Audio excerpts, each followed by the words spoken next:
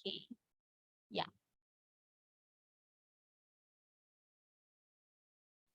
Right, nice. So with that, let's welcome our agenda managers who are me, myself, Celine Tan, SVP, MVD, and BD.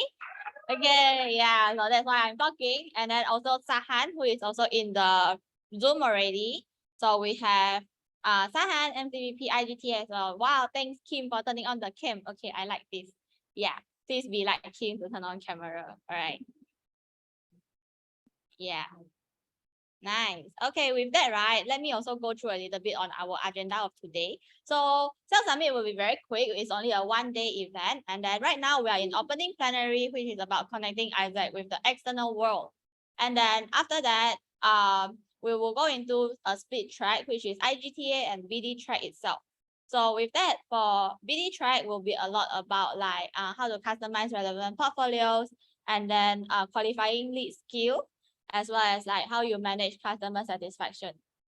And then for IGTA side, we'll be looking into how to identify the market and then how to become the best salesman that you can be, as well as partner value delivery, right? So after all of these important and very exciting sessions, we will go into a closing plenary, which is about sales as a human experience.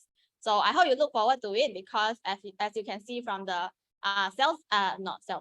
from the Festi lineups, we actually have a lot of like very exciting people that will be coming into this summit to actually share their experience. Right. So with that, I think that will be all for the agenda. And then definitely when we talk about agenda, right, it means like the Sales Summit is really kickstarting. So also let's have a little bit of like plan your learnings time. So over here will be more on like learning expectations that you want to set for yourself for today, so that we can get the best out of today as well. And then let me send it to the group. Wait. Okay. Right. So with that, I will give everyone maybe a quick 5 minutes to actually plan your learning. So there will be 2 questions. What do you wish to gain after today, after knowing that what session you will be going through? And then also what is the behavior and action that you would like to uphold throughout this Sales Summit itself? So you can put down all the learnings that you wish to get, as well as the behavior and action that you want to uphold, no matter you are physically or virtually present throughout the Sales Summit. So you can go to your delegate sheet. That sheet will be basically your, I would say your Bible sheet for today, at least. Yeah, most of the things will be there. So let's plan our learnings over there. Okay, I will have 5 minutes for everyone. And then with that, after that, we'll go on.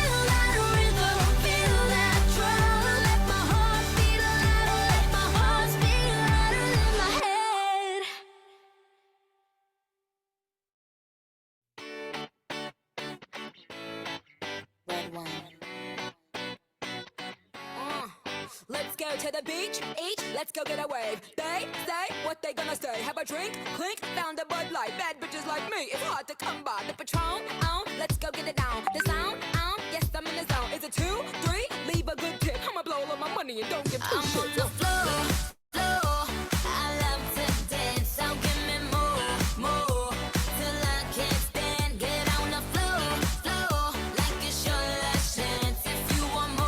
More.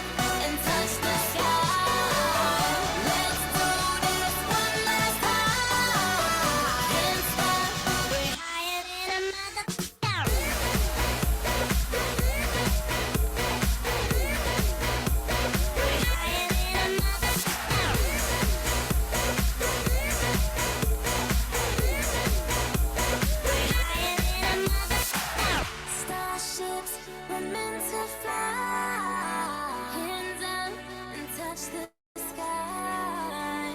Can't stop, 'cause we're so high. Let's do this one more time. Starships, we're meant to fly. Hands up and touch the sky. Let's do this one last time. Can't stop, we're higher than a mother.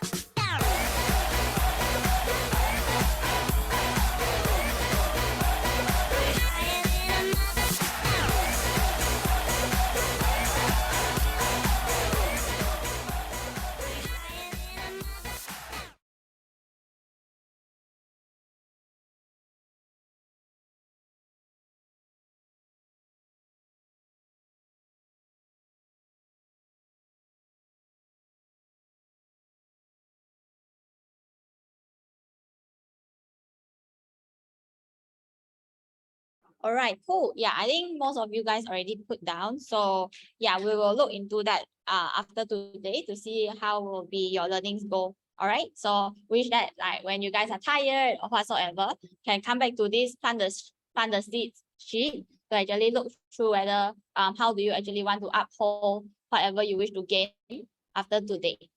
Nice. So yeah, that's good to go, right? Okay, so with that, thank you all so much for planning your learnings. Hopefully later it will be like full harvesting, okay, after today. Okay, cool. So with that, coming by, right, I think like what I mentioned earlier on just now. So today the opening plenary topic will be about connecting Isaac with external world. So about external world, right? Yeah, definitely. That's the part where, yeah, are you excited to know who is in the house? Okay. Virtual, are you excited to know who is in the house? It's not by me. It's by who?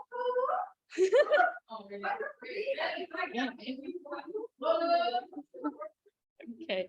Yeah, physical is very energetic. Can I have some also from the virtual? Are you excited to know? Are you not excited? It's external world, okay? Obviously, it wouldn't be someone that you know that will be sharing about this topic. Am I lagging? Oh, okay, Natalie, excited. Okay, yes. Wow, good. Okay, nice. Yes, right. So can we, oh shoot. Okay, so right, so everyone is excited to know who is in the house. I would like to also pass the floor and so as introduce our external facet of the day, which is Nimani. Okay. Okay, right. So Nimani, yeah, I'll pass the floor to you and then you can share the screen as well. Give me a minute to share my screen. Okay. Can you guys see my screen? Oops. Yep. Oops, sorry. Oh, good. Okay. Yeah. Okay. Nice. Alrighty. Hey, Isaac, can I hear some noise from the physical people and also like some of the people who are joining us virtually? Let me some noise. Yeah, feel free to unmute your mics, by the way. I want a lot of interaction for this session. Cool.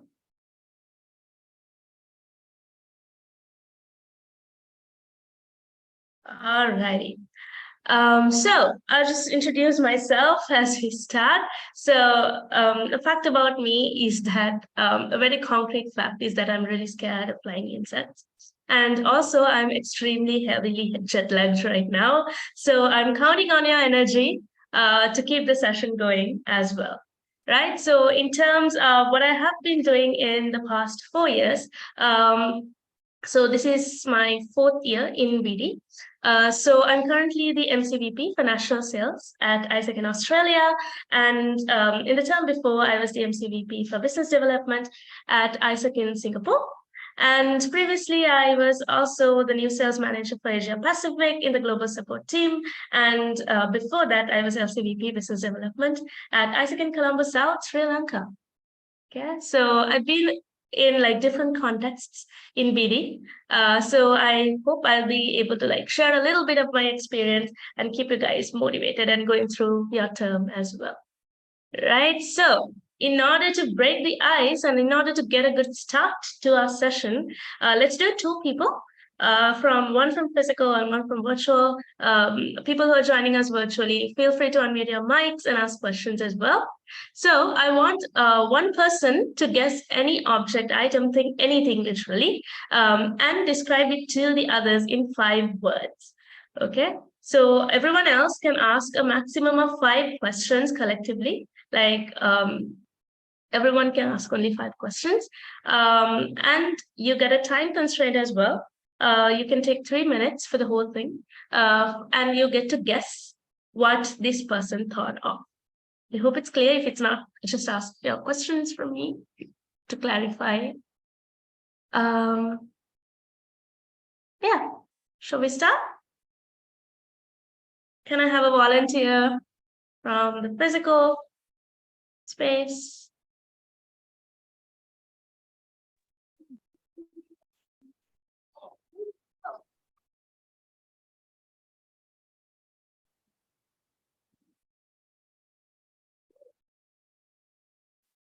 Yes, we have from physical. Okay, physical. Great.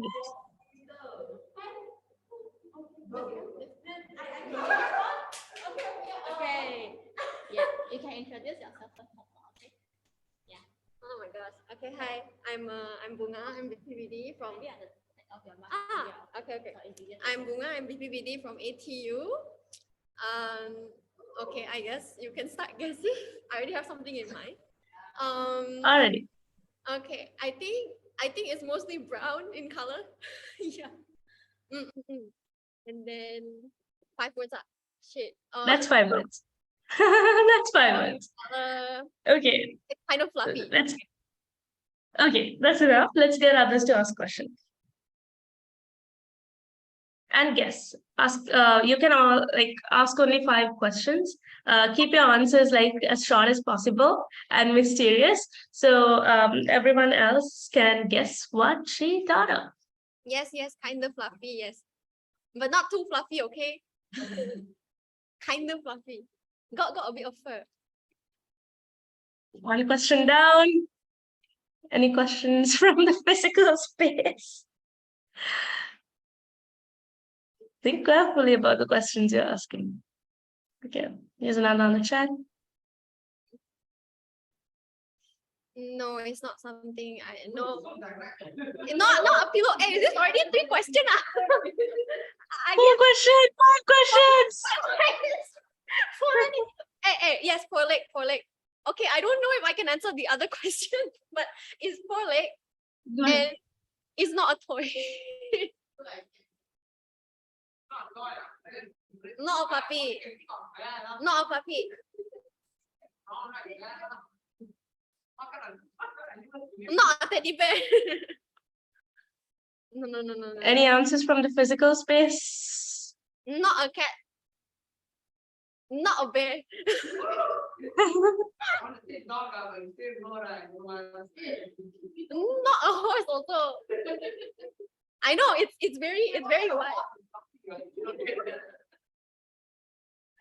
Then I don't know. I don't think you guys have 3 minutes to guess.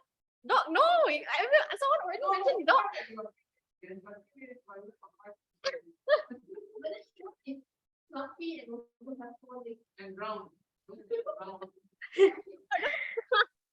Don't trust me on the color, but it's just what I remember. For human with some fur, no.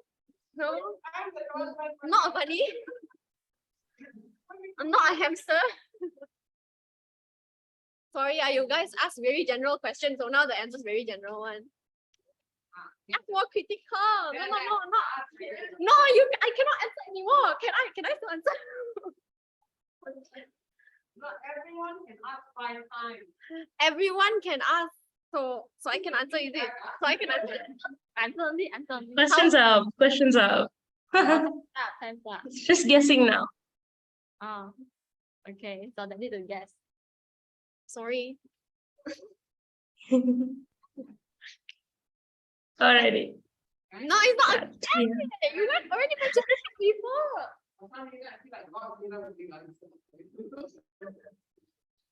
Ayo.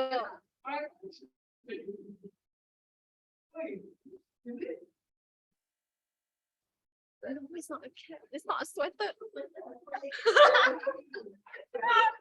Kyrie, sweater don't have 4 legs. This is why I Alrighty. don't want to volunteer, but everybody oh my Since god. we are running out of time, you can just tell. Not a We can tiger. move on. Yeah, extremely creative. Happy to see. Not a llama. Llama. Not a llama. What's the answer? The answer What's is the correct? I type it out if I hopefully my English is good enough. Don't. Yeah, the answer is raccoon lah. Okay, I don't know if it's brown. I think if it's brown, but what you mean? No, I said kind of fluffy. Means pepper. Means pepper. Okay, sorry, but okay, that's it. Okay, done. That's why. All That's good. why I don't want to ask. Okay. So what I want you guys to think about is, did you get confused midway? Can I at least see some nodding heads? Yes. And did you have more questions midway that you wanted to ask, but you didn't have, like your quota has already been exhausted and you didn't have time? So you wanted more clarifications midway? Yes, right? And did you guys want to give up as well? I'm pretty sure some of you did. So since you guys are like in the middle of your term, and since you guys have already, are bracing yourselves to get through the term, I'm pretty sure you have a lot of questions, are in need of motivation. And also, since we are talking about sales here, it's all about the right questions that you ask, right? Sales is all about you asking the correct questions from your potential buyer and your potential partner. And it's all about planning the time that you get with them. You usually get a 30-minute, 40-minute meeting, right? So it's all about utilizing that time to get through it. So moving on to the session. So for me, sales is like the toxic ex that you keep going back to. Because I'm pretty sure you all have felt this way at some point. It's very hard, right? It's very hard getting replies. It's very hard putting in that effort, because sales is one of the things that I said where you have to put it like 150% effort to get like 2% outcome. That's the reality of it, right? But for me, being my 4th year in BD, I keep going back. So I'll tell you why. Right. So I want to hear from you guys. How long have you guys been in BD or sales? Can I hear some answers? Guys, unmute. 7 months, 6 months. Less than 2 months. Okay. People who are there physically, can I hear some noise? The chat is active.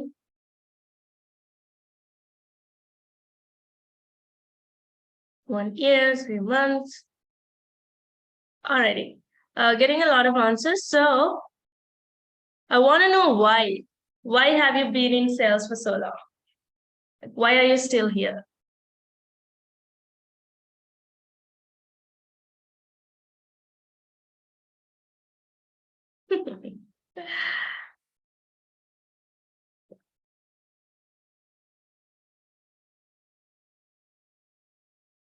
Want to learn? What are the other answers? Why are you guys here? Up. I love the spirit. I love the high spirits that you have. Mm-hmm.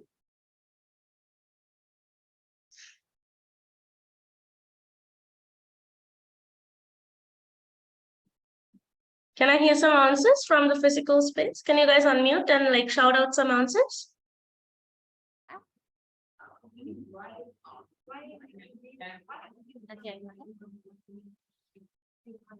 Oh, okay. Hello, hi. Hi. And hi, virtual gang. So my name is Manish. I'm from APAN. I said in Penang. I've been in PD sales for 1 year and a half, so 1 year, 6 months. So why? Because like during member, I was not that creative and also not experienced in sales yet. So I wanted to increase the challenge. Yes, torture myself more to go into director role and the financial partner for you. So still sales. So yeah, and I did learn more, but I still feel like there's still room for more learning. Yeah, thank you. Okay, bye. Alrighty, thank you so much. So, what kind of partnerships have you guys been racing? Is it just sponsorships? What kind of partnerships have you been racing or trying to race? I want to think about why as well. You can give both answers together.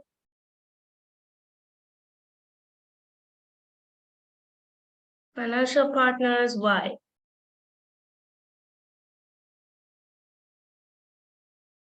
Quick answers, people.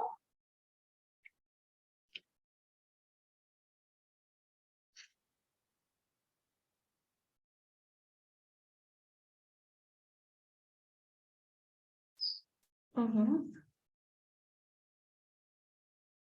Mm-hmm.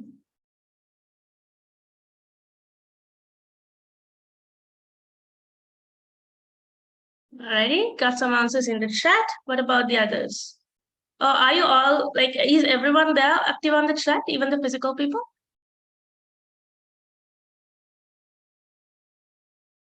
Is that how you're doing? Because I see you guys having laptops. Yep, they are typing in the chat. All right, good. Collaboration that builds and can give and gain value. Perfect.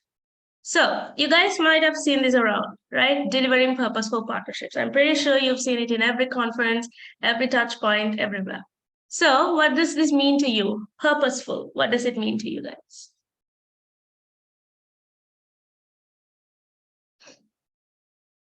I love this answer. Collaboration that both ends can give and gain value. What does purposeful mean to each and every one of you?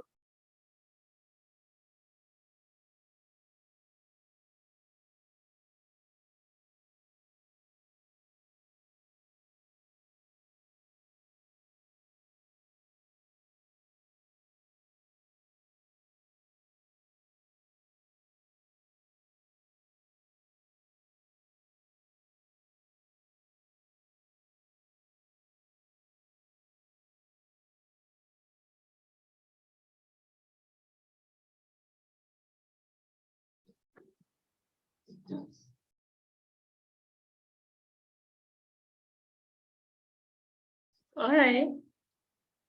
All right, some great answers. I'm gonna move on to what purposeful means to me over the years, right? Purposeful means that through these partnerships that we create with companies, they come in and deliver sessions, right? I'm pretty sure you guys do a lot of these events where they come in to deliver upskilling sessions, talk about their companies, talk about how to face an interview, things like that, right? So that means we are upskilling our membership plus non-ISECers, right? Upskilling youth in general. Because most of the people would not have the opportunity to hear directly from the companies. People would not have the opportunity to interact with these companies if such spaces and such opportunities are not created, right? We don't often realize the value of what we do. We put in a lot of effort to organize these events, right? But if we don't do that, or if someone else, some other organization does not do that, people wouldn't have these opportunities. People wouldn't be able to go and hear and learn directly from people who are already established in their specific industries, right? So a purposeful partnership for me means that we can create these opportunities to upskill youth and provide them opportunities to grow, right? So they get a lot of exposure from each of these events. You might not know, you might not always hear it in their feedback, but each and every one of them, if they properly listen and engage to all of these sessions that you guys organize, they grow, right? It comes back in some point of their lives. So there is an impact created. right? And purposeful means that we are able to work with companies who are equally invested in giving back to the society. So all of these companies that ISEC partners up with, the company has to put in a lot of work, right? Not just us, they have to do their end of a partnership as well. It's usually a 50-50 amount of work. They have to create their sessions, they have to be there, they have to make time for it. So they are equally invested like us in giving back to the society and in upskilling youth and all of these things that we care about.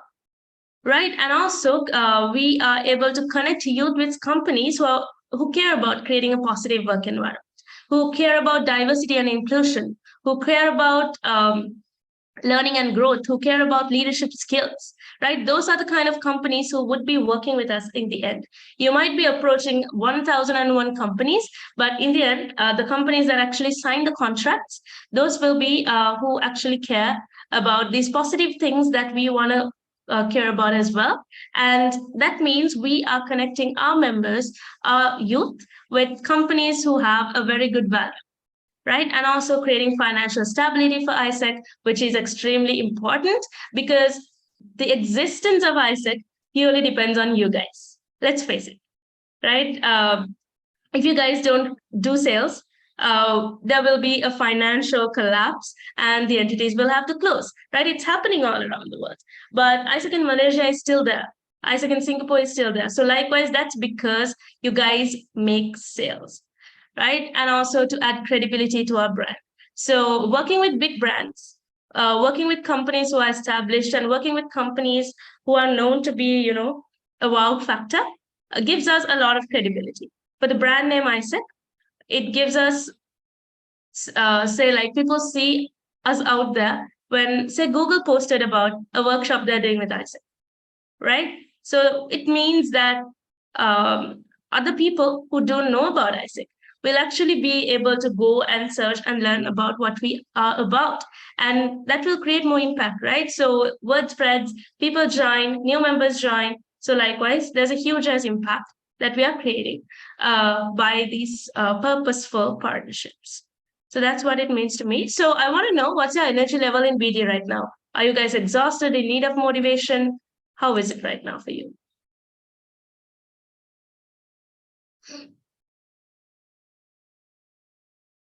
Eight. Nice. Morning coffee. Seeing a 5, 6, 7. 5 but rising. Great. 6, 7. Whoa. Alrighty. Okay, so let's face the reality, right? You guys are all energized, which is a really good thing, but sales is hard, right? So at some point of the process, you'll feel burnout. You won't be able to see results very fast if you're in sales, and you might feel like you're not good enough at some point, right? All of these things I felt and I still feel at some times. So it's just a little motivation that you need to get through it, right? So I'll talk about what kept me going. So when I think about my purpose in BD, I always circle back to the beginning, right? So this is me at induction. So I'll tell you my story very briefly. So just after induction, I was recruited as a BD team member, and I was simultaneously a summer TL for IGV, which is Incoming Global Volunteer, which I'm pretty sure you guys know about. So alongside the project that I was assigned to, which was called Entrepreneur, it was about getting EPs, foreign volunteers, to come into Sri Lanka and to explore the startup ecosystem of the country and to see how they can give an input, right? But the project to me seemed very monotonous, right? It was all about doing startup visits, and me, I had no idea. It was my first year in university. It was like everything was brand new to me. I didn't have like too much of an idea about the startup ecosystem. At least I didn't know what the startups were even in Sri Lanka, right? So there was a lot of learning involved in my end, and we had to make money out of the project as well, right? Just doing startup visits wouldn't be it wouldn't be sustainable. So I just me not having a very clear idea about the scope of things that I can manage and all of that, I told my LCVP that I wanted to do this additional thing, which could add to the whole idea of the project, where we can get school children and university people to come and pitch about their startup ideas, right? Basically do a startup ideation kind of thing. Right, so that is what ThinkWave is. So we ideated this project, we built this around the same time we were doing the IGV project. And we had a budget of 1.5 million Sri Lankan rupees, right? It was a huge scale project that we were planning. So we needed companies to partner up with us, right? We wanted companies to come and deliver sessions. But the problem was that this was a first time project. We didn't have numbers to back us up. We didn't have facts to prove that we would run this smoothly, that we would be able to, we had nothing to add credibility to this, because ISEC in my entity, we had never done an event of this sort. So this was way back in 2019, where operations was at a peak. So it was all about exchanges. EVA wasn't a thing back then. Okay, so this can be considered as EVA now, but it wasn't a thing back then. And doing events and things like this wasn't a thing. So we didn't have anything to prove. And whenever companies asked us for proof that, and of similar things that we had run, we didn't have anything to show.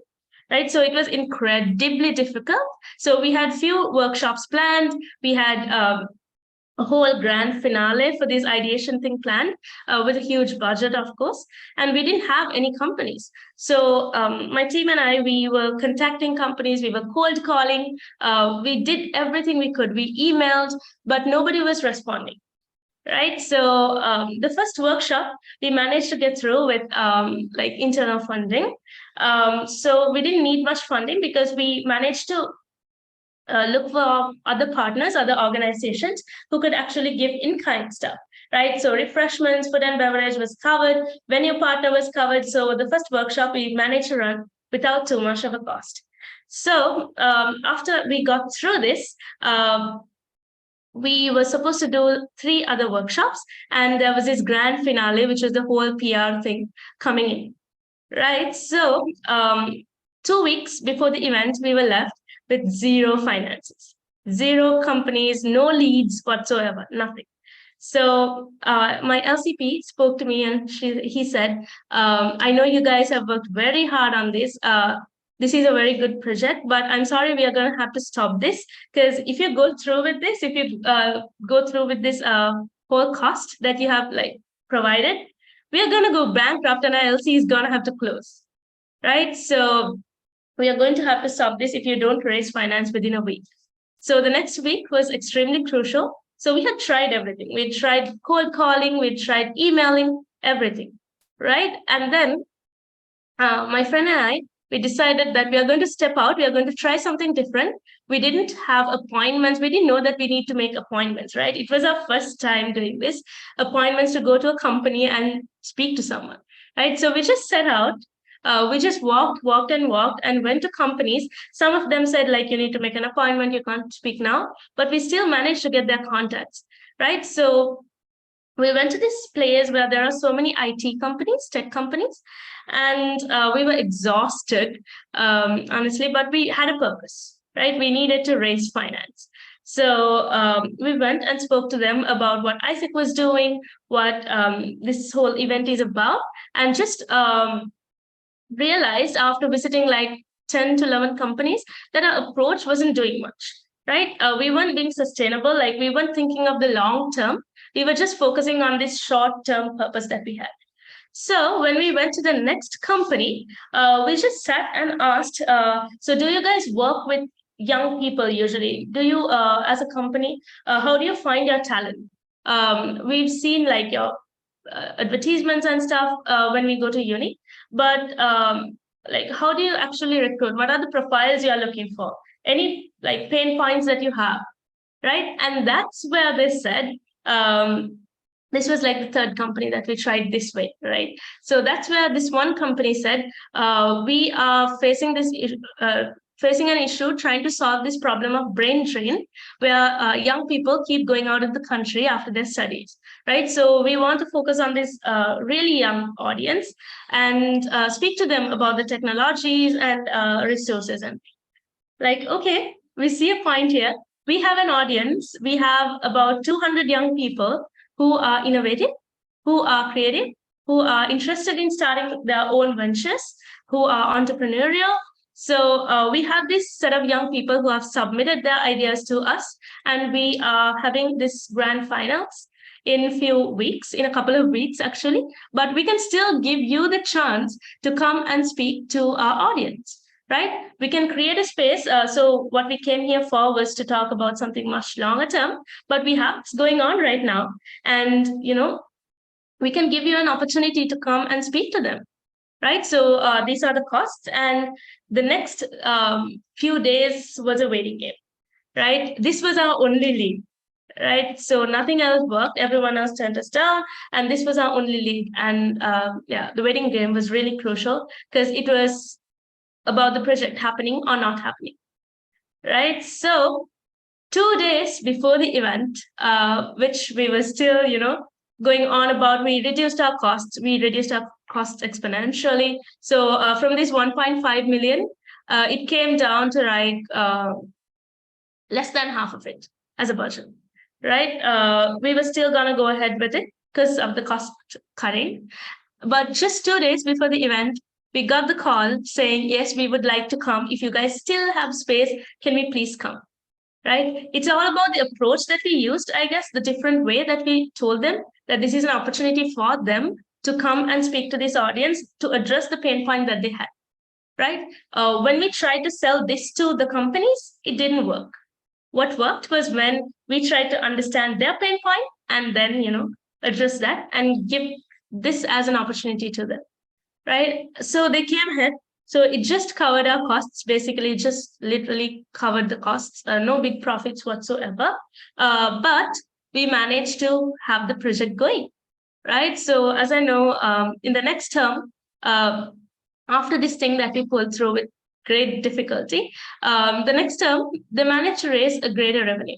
So right now, I believe it's one of the biggest projects of the LC, bringing in a lot of money after so many years. And there are companies who are lined up asking when we are going to have this next. And companies who are approaching us to see like when is the next version of ThinkWave and how can we be a part of it, right? Because of the brand name that you built. And these things take time.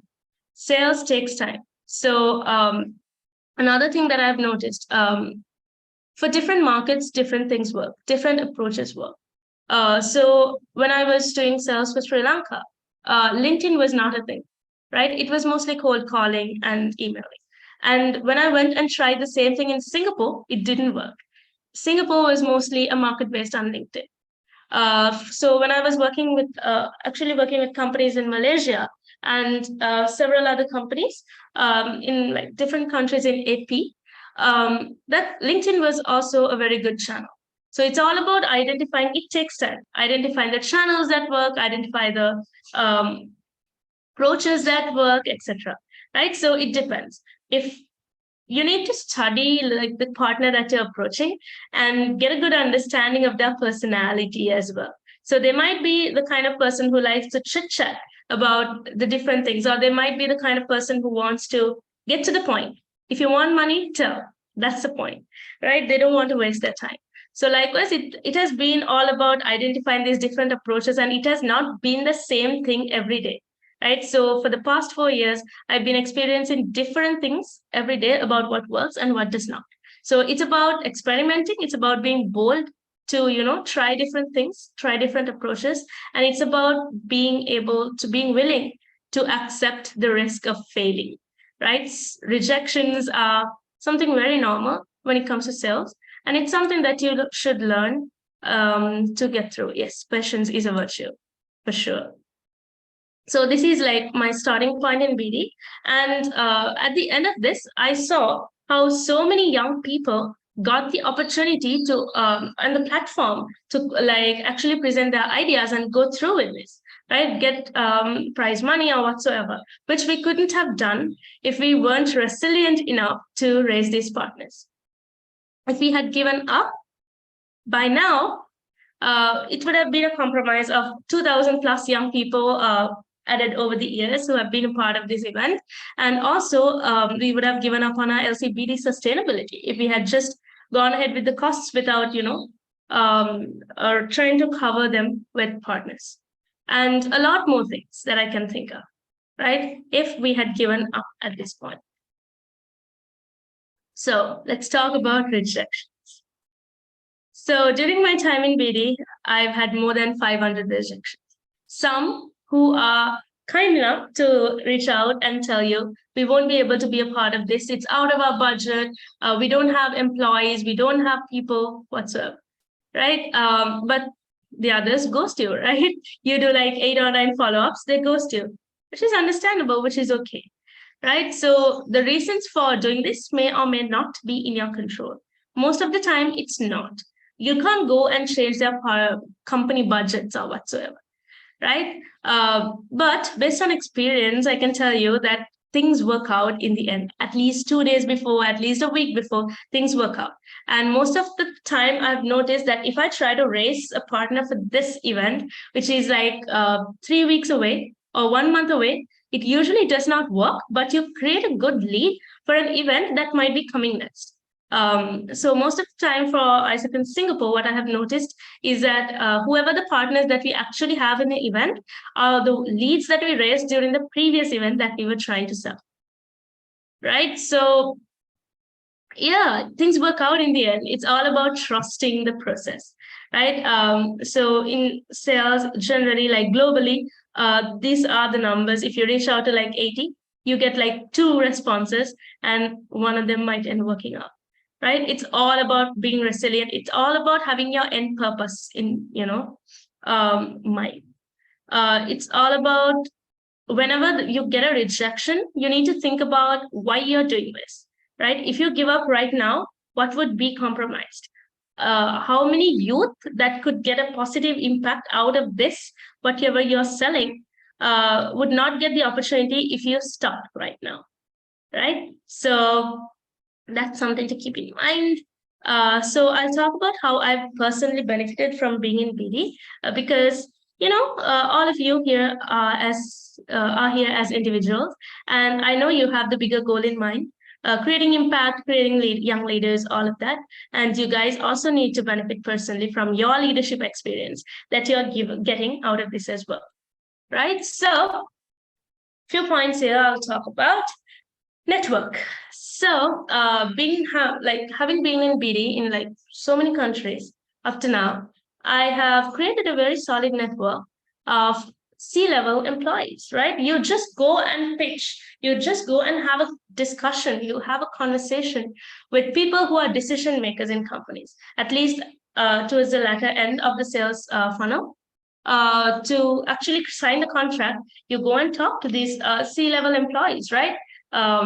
CEOs, chief financial officers, head of marketing, head of HR, likewise, and also senior managers, all of these big people, right, who have experience, who have ties, who have connections to these industries. So having a professional network, likewise, who you can reach out to at any time, a network that you can foster and grow, and get links to other people as well. It has been a very positive thing for me out of BD, right? And I completed my master's last year. And in that, I had so many modules about international business negotiations, about business development, growth, strategy, all of that. And all of these modules I related to with my ISEC experience, like 100%. All of these things that we talk about in theory, we as people who are in sales, we've been through it all. Okay, we've seen it all in ISEC, the rejections, the way we pitch, the strategies, how you change directions, everything. We've been through it. And all of these practical experiences helped me so much when completing my studies as well.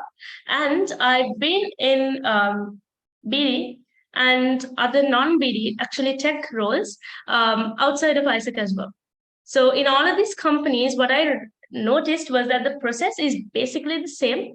Everything that we do in ISEC, not just BD, everything, it's extremely and more similar to an actual corporate environment. And the processes, the decision-making patterns, everything's basically the same, right? I can tell you that with confidence because I've witnessed it firsthand in so many industries inside and outside of ISEC.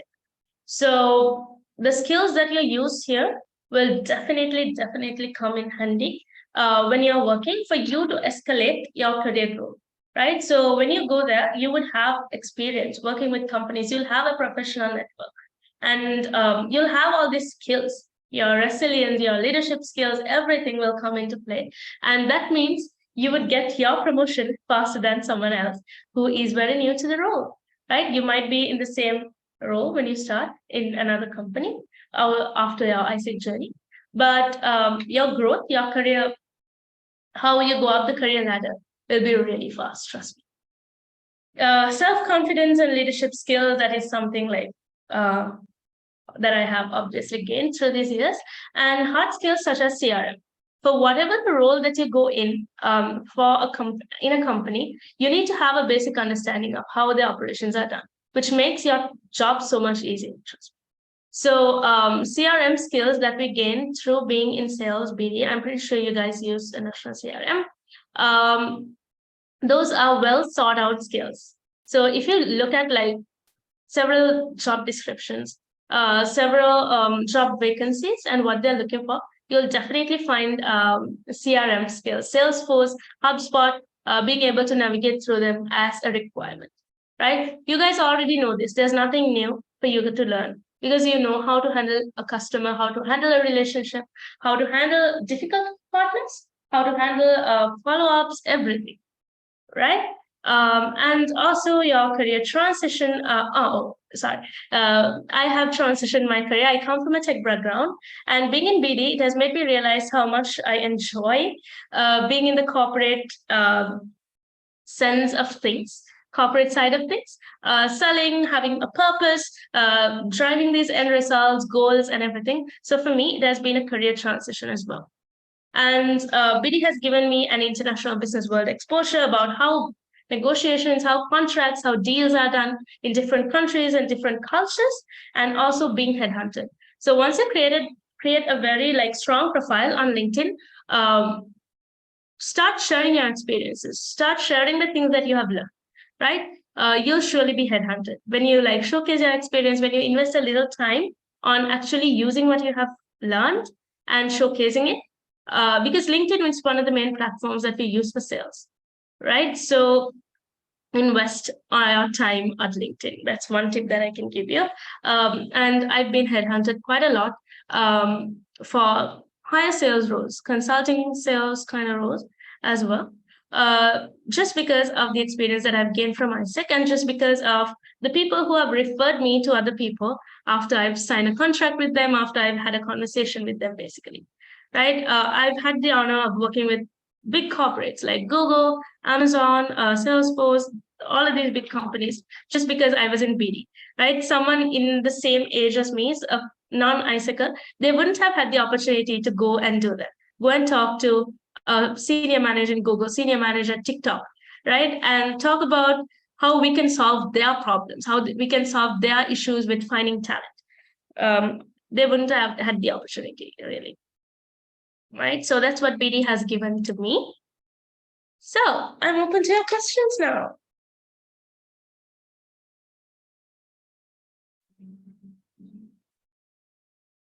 Whatever you have, pop in the chat.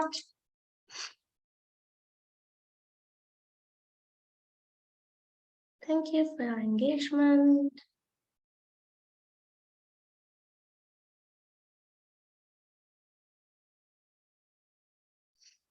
Yeah, I think over here, physical kids will have one. I have questions. If you manage to went through a difficult partner, do you have any tips to handle it well, like in a professional manner? Yeah, thank you.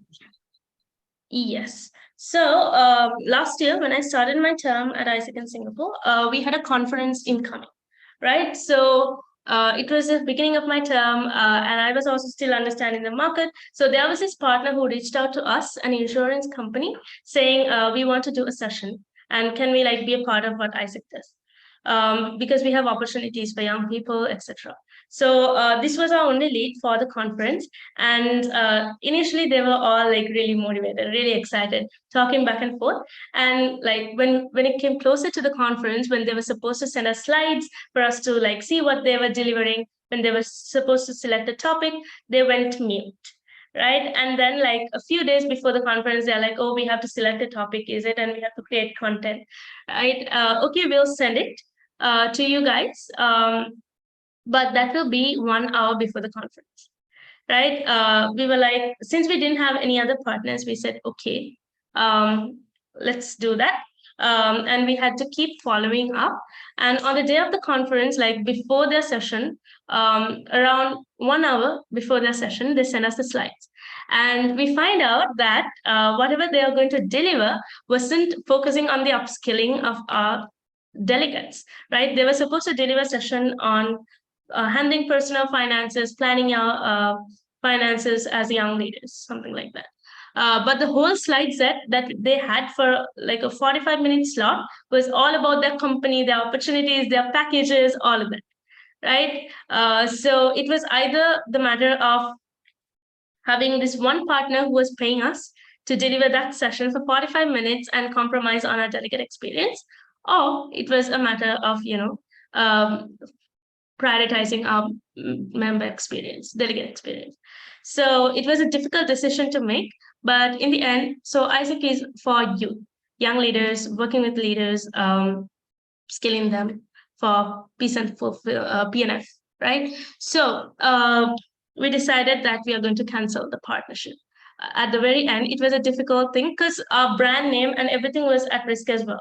So if someone in the company seriously misunderstood what we told them earlier about them having to deliver this session, and they were all under the impression that this was what they were supposed to do, and if we canceled it last minute, they might go around and say, oh my God, don't do partnerships with Isaac. They are so disorganized. They canceled ours last minute, something like that. They could go and say that. There's always the risk of that. Right. So we had to make that difficult decision. And without just telling them that we are going to have to cancel their session because this doesn't align with the objectives. And we actually went through the trouble of having a call with them afterwards to explain the situation like fully. Right. Saying like, this is what was expected. So this is the purpose of having a conference. And this is why we had to cancel this. Not because of like any other reason. So that they would have a thorough understanding of why we did what we did. And our reputation would not have a risk of, being tarnished. I hope that answered your question. That was a difficult part.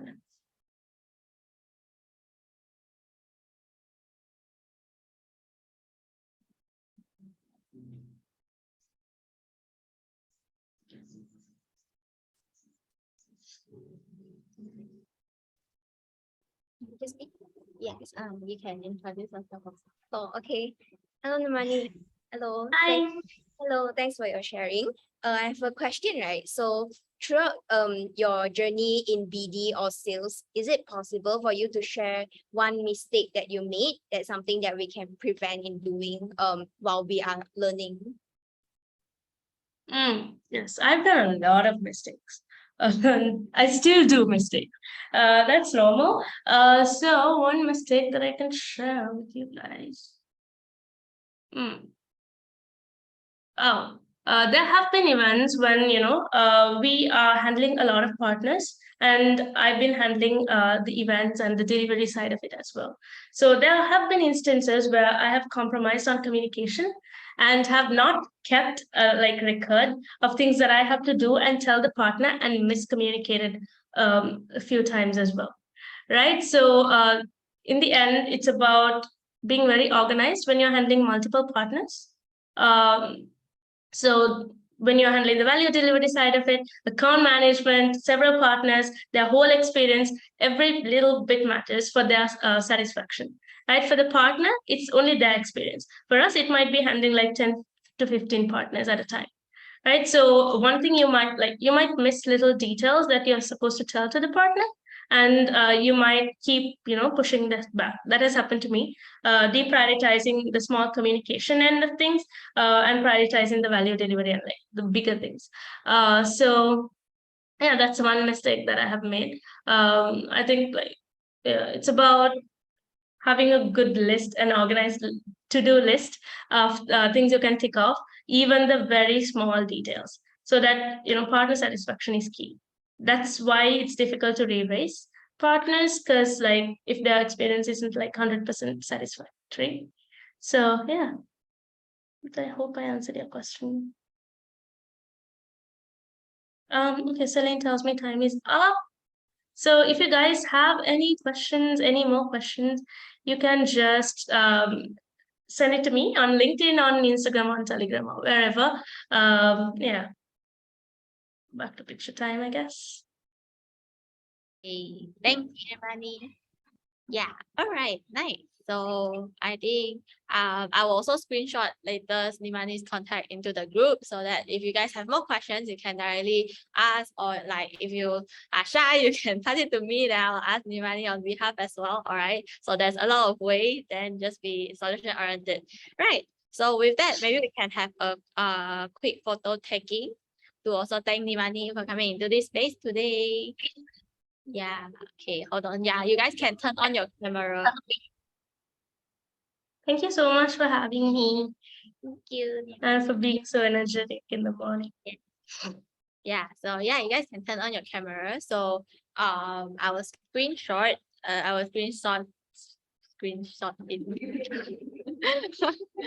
Okay, cool. Yeah. All right. Yeah, I will take the photo. Oh, okay. Someone is still turning on camera.